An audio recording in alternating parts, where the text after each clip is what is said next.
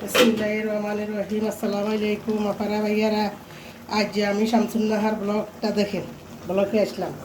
দেখেন কালকে সেরি করলাম গুস্ত দিই, দেশি মোরগ রান্না করছি। প্রত্যেকদিন গুস্ত ভালো লাগে না, আজকে রান্না করতেছি পাবদা মাছ।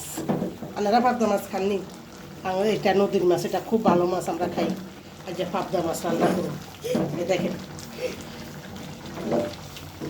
এটা অনেক স্বাদ। এটা অনেক স্বাদের মাছ।